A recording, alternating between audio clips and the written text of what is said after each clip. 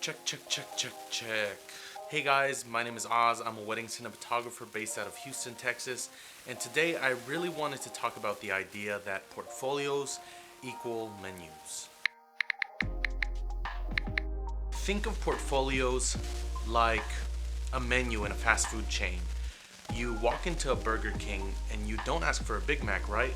No, because Burger King has Whoppers, not Big Macs.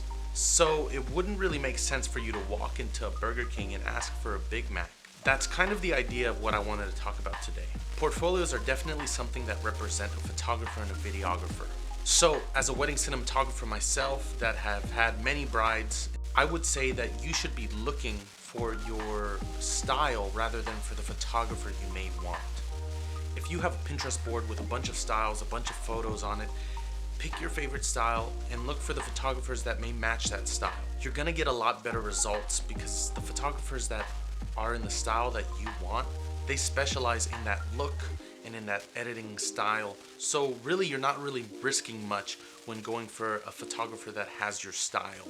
Now to continue with the fast food analogy, the Whopper is made by the cook, not by the customer. And the same thing here goes for a photographer.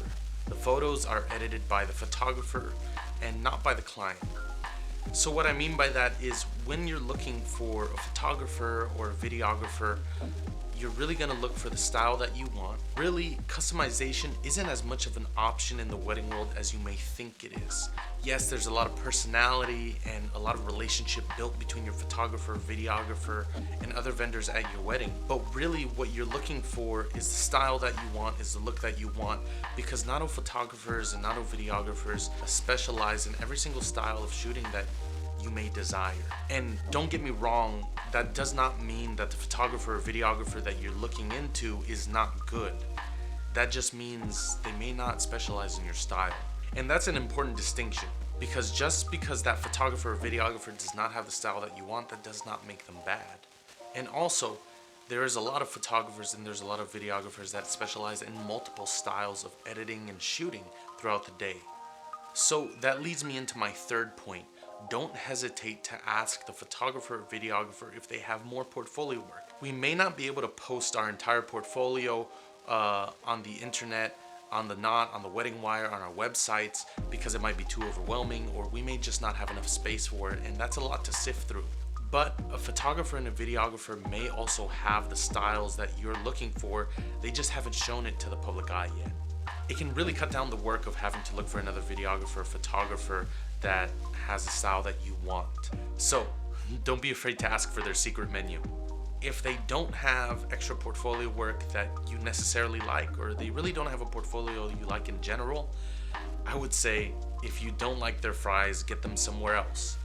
So really, if you're really not getting the style that you want with the photographer that you've been talking to, although he may be good, although he may be in your budget and in your price range, there's always another photographer and videographer that can suit your needs.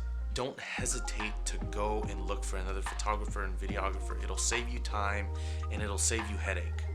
Now, I have a fifth point to make. Don't let your Pinterest boards confuse you. Pinterest boards can be super helpful for brides to give to their photographers and their videographers to look at. But don't be mistaken. There's a good and bad when it comes to Pinterest boards when a photographer and a videographer gets them. Pinterest boards are good for poses and they're good for locations that you may want to copy on the location of your engagement shoot, of your venue shoot. But photos and Pinterest boards also have a lot of different styles and looks that your photographer might not be editing in, which can be an upsetting thing for you guys because you might have a look that you want and it's not really the pose that you were looking at, but it's really the style and the edit that you were looking for in that photo, and you may have not realized it, but you thought it was the pose. And that could be really disappointing to you, and that can be really frustrating to a photographer when you go back and ask them for changes. Because really it was a miscommunication, because your photographer was looking at your Pinterest board for more or less your poses and your locations for where you wanted to shoot your photos for your wedding day, engagement, boudoir, bridal shoot. But you were thinking, oh, let me go ahead and send them this Pinterest board because I like the look of these photos on top of the poses. Poses and looks and edits are completely separate things. So I would make sure that when looking at your Pinterest board, you're ensuring that it's not just the look that you want, but it's really just the pose that you want. It could make communicating with your photographer a lot simpler. And also let them know, hey, it's really the look that I want and it's not the pose that I want. And it'll help your photographer a lot more and your videographer a lot more to make your day go smoothly and to make post-production go smoothly. That's really all I have for you guys today. Thank you so much for your time. I'm really excited to keep talking with you guys. Thank you so much. This is Oz and this has been Wedding Talk.